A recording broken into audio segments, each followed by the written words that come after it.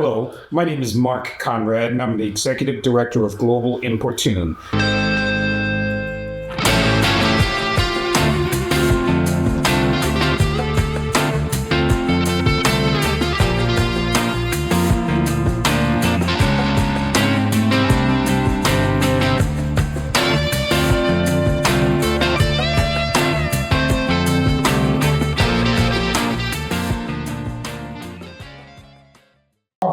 Now, the fact that Allison Konrad was working at Temple University, and it dawned on me that this is a great opportunity that I cannot pass up, that I could actually go to get an education, a free education. Eventually went back to school to Temple University studying business administration because, hey, I wanted to learn from the best, and I knew Allison Konrad was very, very, very good at what she does. I went back and I wanted to get a degree in business administration. So I'm sitting there in class, and this woman is going through, and she's talking about spreadsheets and things like that. It drove me nuts. I could not stand it for there's no way I was going to end up having to do that study that for 4 years. Spreadsheets and business and everything and normal.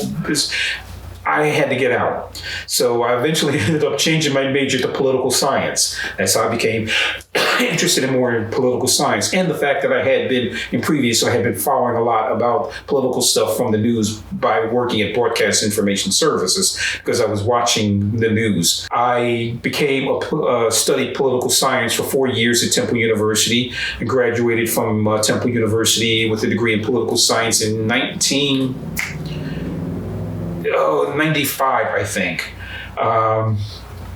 It was a great time. It was one of the best experiences I ever had. I never thought that I would ever go and graduate from college. I was the first person in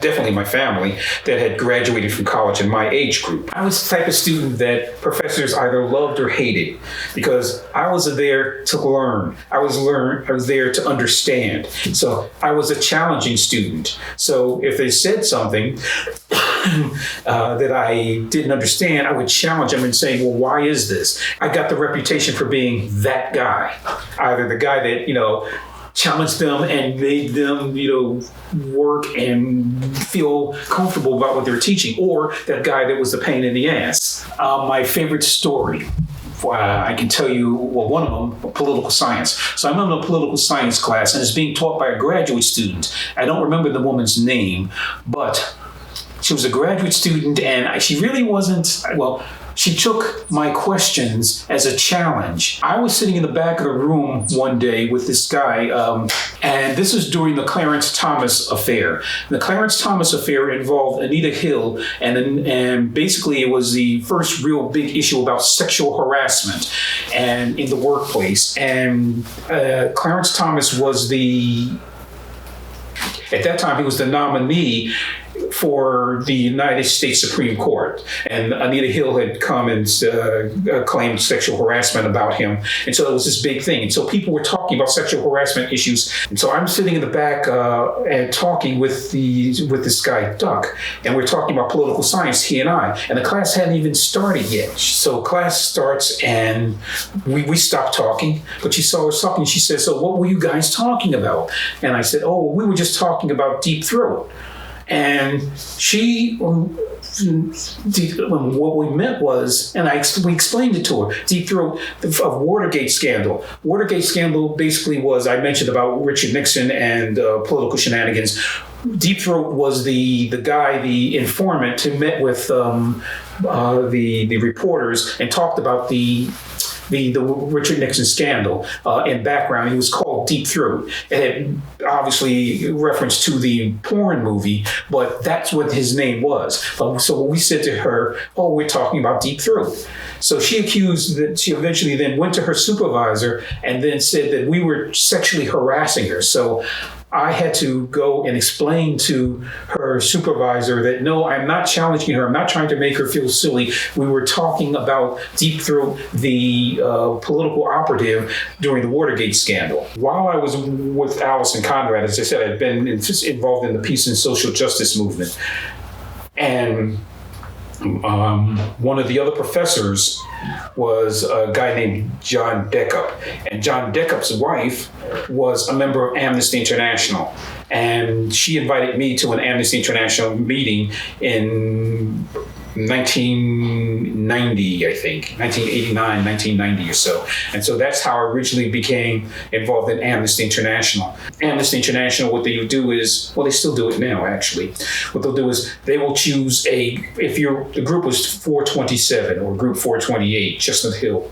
And what they would do is they would send the group 3 cases to write letters on behalf of. You would write the letters and then you send them out to the organization. I was involved in Amnesty International, and we got some really great responses and were able to help get political prisoners released. Obviously, it's just not our group, it's groups all over the world doing the same thing. So I was graduating, and Jamie Love, who worked with Ralph Nader, who was a lobbyist with Ralph Nader, he knew of my work. I was talking with him, and he knew of my work and Amnesty International. He was very impressed with that. As a result, he offered me the opportunity to work during the summer, a summer job with Ralph Nader. So I thought, oh, this is great. I knew who Ralph Nader was. Ralph Nader, the consumer advocate. The reason I'm thinking back is because he was also running for the presidency at the time of the United States in 1996. But you have to realize also, it was a separate entity. He was still doing his consumer advocacy work, but he was also running for the presidency. So that's one of the great things about Ralph. He's able to departmentalize. Anyway, he's Compartmentalize. That's it, departmentalize stuff. So he was able to do that. And it was one of the best experiences also in my life, actually seeing the legislative process that actually occurred by being around Ralph and watching him run for the presidency. In 1996, he came in third in the United States presidential election in vote getting. And he taught me the value of third-party candidacies, which, at least in Canada, they understand the value of third-party and even fourth-party candidacies, whereas in the United States, they tend to think there are only 2 real parties. I go to Washington, D.C. for the summer internship with Ralph Nader. Ralph's organization, most people are familiar with Public Citizen, the organization that Ralph founded, but his original organization was called the Center for the Study of Responsive Law.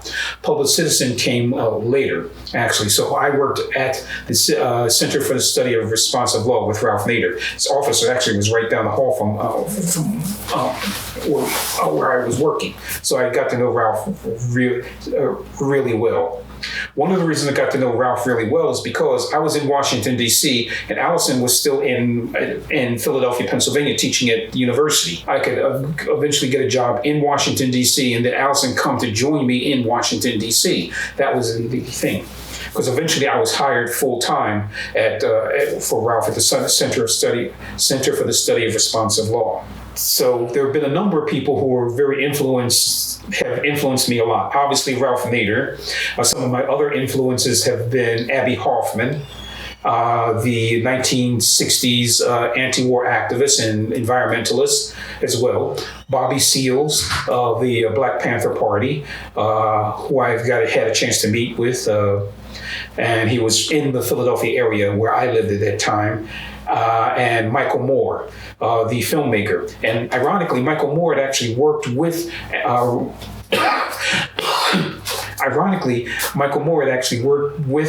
Nader, and a lot of what he knows and what he does is he learned from working with Ralph Nader. He was gone by the time I'd gotten there, but as I said, his influence was still there. So those are some of my influences. In Tepoztlan, Mexico was a small town about 35 miles south of Mexico City. Now, planners, industrialists got this brilliant idea they wanted to build a golf course 35 miles just south of Mexico City for the elite to go down and play golf. And what they're going to do is they're going to build it on this land that was communally owned by the people there. It had been for them for generations. And but the people in this small town did not want them to build on this land. And so they demonstrated against the government. Now, many people who wanted to build had vested interests. Many of them were politicians who also ran construction companies or other issues that they would actually profit. So they were against the people of Temple Sline, demonstrating against them. And so, of course, anytime a group of people organize and demonstrate against the government for their own rights, non-violently, by the way, the government also calls them communists. So clearly this is a communist-inspired revolution that's going on. So as a result, the government decided what we're going to go and do is starve these people out. So what they ended up doing was encircling this town. I mean, it's just a small town there, and wouldn't let very few people in and out in order to intimidate the people of Temple Sline in order for them to allow the builders to come in and do that. Well, what the government ended up doing was they decided, that didn't work. So what we'll do is we'll try another tactic. So there was a shooting in a market in Temple Sline at that time, and someone was killed. And so as a result, the government said, we know who's responsible for that, these actions. And so they chose the three top heads of this organization that was demonstrating against the golf course. They said, you are responsible for the deaths of this guy. And so they put these guys in prison, both trying to cut off the head of the organization as a result. And this was related to this guy, Andrew Wheat, who came back and told it to Ralph Nader, who then told it to me. So my job he gave me was to develop international support on behalf of, they were called the Temple Sline 3, to help get them out at that time. And he came to me because he had known I had worked on similar type legislation or similar type efforts for Amnesty International political prisoners when I was in Philadelphia and Amnesty International group there. So my job was to do that. I began contacting people all over, trying to get newspaper articles or someone to pay attention to this little place in Temple Sline where these people didn't want to have a golf course built, and they didn't want to be maids and butlers in the little hotels that would actually spring up, because government kept saying, it will benefit to your town. There'll be hotels, there'll be jobs and everything. And also, they didn't want it also from an environmental standpoint, because the water, in order to keep the grounds green, would be almost half of the water that's used in the entire town there. So that's numerous reasons why they didn't want to do it. One of the things, as I said, they obviously wanted to cut off the head of the organization, and they tried unsuccessfully, but they were still able to petition and demonstrate against the government. So one of the things the people were doing from Temple Sline was they're going to petition against the government, and they got into a car caravan. And they were going, I think, to the capital. And on their way, they were met by soldiers. And if I recall the incident, that the soldiers shot into some of the buses and some people were killed as a result of this demonstration. It was a nonviolent demonstration. All they were going to do was just to peacefully demonstrate against the golf course there.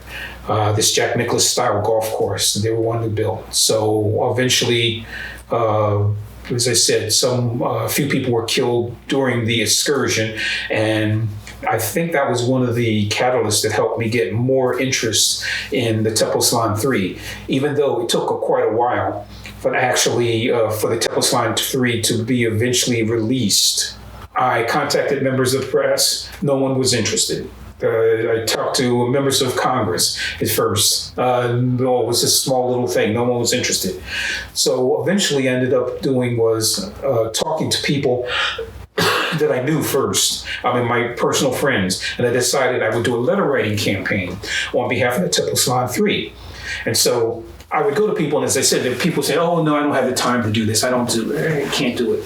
And so I decided what I would do is, instead of them writing letters like Amnesty International would do for on behalf of a political prisoner, I would write the letters myself, and then I would send the letters to them, read the material. If you agree with it, it's on behalf of the Tepos 3, you sign it, and then send it back to me. I would mail it to them. Some of them I would hand it to them because they would know it, and they would read it and send it back. But other people, I would do it by sending material in the mail to them, and they would read it and send the material back to me. And then I would forward the offending material on to the country, the particular country, which was Mexico at that time. So that was basically the beginnings of Global Importune. Because, as I said, everybody kept saying, oh, no, I don't have the time to write the letters. Here, I'll write the letters for you. All you have to do is sign it and just send it back, And I wrote it in simplified language so that people were able to understand it and what they were doing. So that's basically how Global Importune started, from Ralph Nader's suggestion in 1996, 30 years ago. Now, as a matter of fact, I'm celebrating our 30th year of doing this. I've been doing this just about every single month consistently since 1996, with the exception of the 6 months we were out of the country.